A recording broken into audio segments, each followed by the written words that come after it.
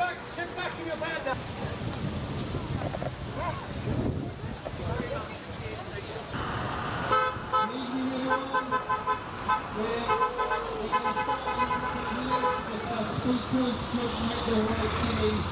A regional conflict, and it feels very much now that those words that we warned, what we warned about, is becoming a reality. We've seen Israel launching bombs into the US Embassy.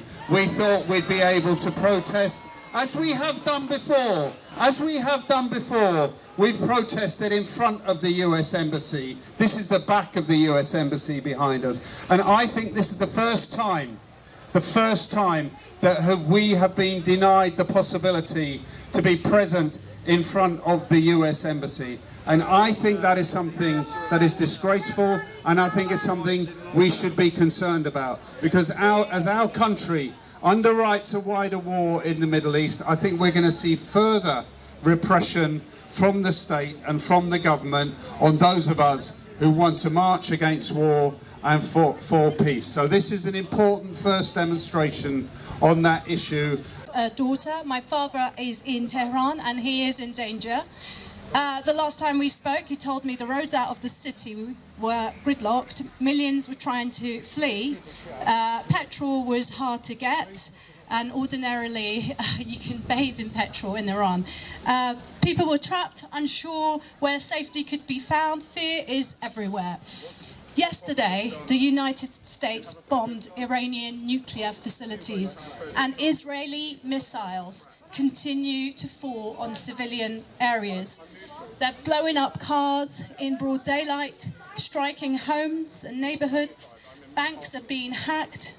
Families are sheltering under siege, and now with nuclear sites being hit, the risk of radioactive leaks is real. The United States has in Iran, because the only democratic government in Iran's history was overthrown by the CIA in the 1950s because it tried to nationalize the oil industry in Iran. And what did they put in its place? They put in its place the Shah of Iran, one of the most brutal dictatorships in the world, whose secret police, Savak, chased down opponents of that regime in British universities, caught them, tortured them, imprisoned them. That's what American power looks like, helping the people of Iran. I'm Taha. I'm outside the US Embassy here today.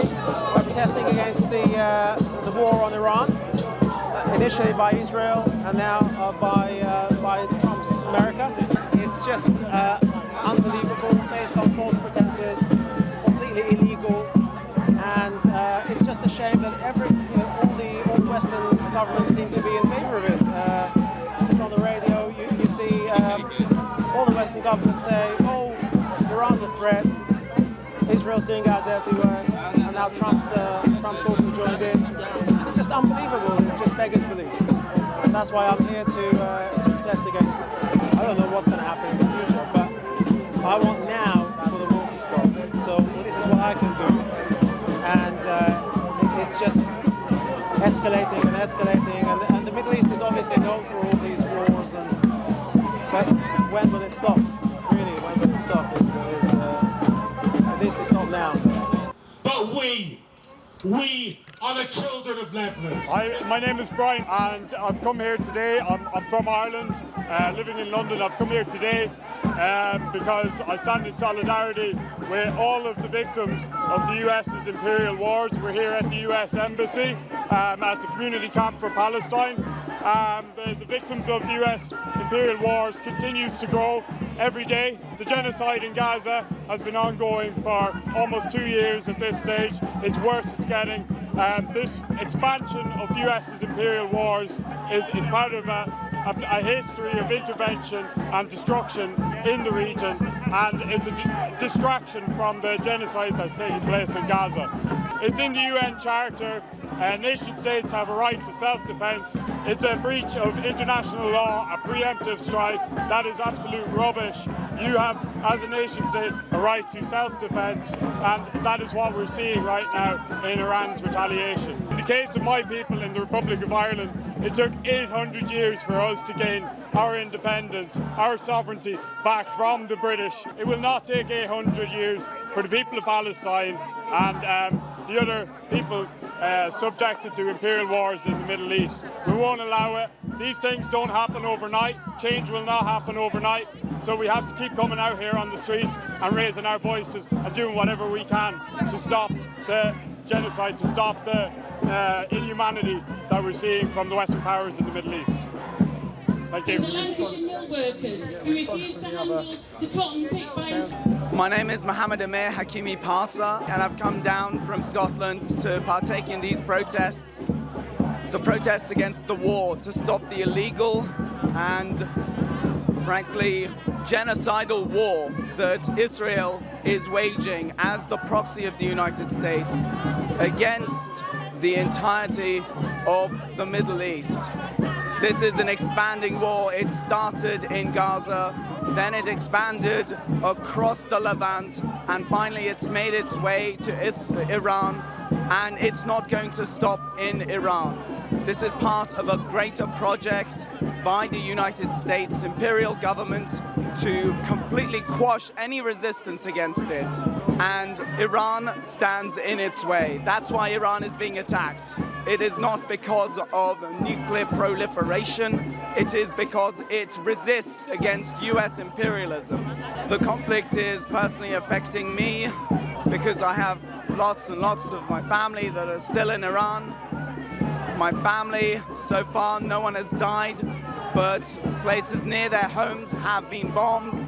Some of their friends and family have been either killed or injured. And the death toll in Iran keeps rising. The overwhelming majority of whom are innocent civilians.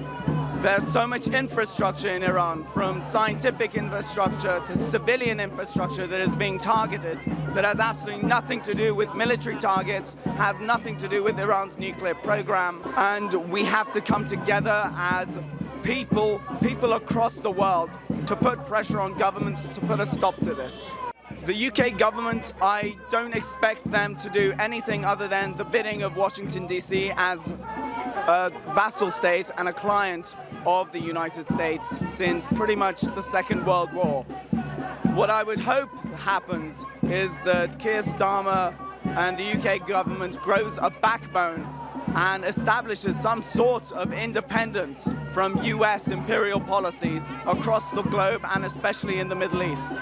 But I don't expect that to be happening anytime soon.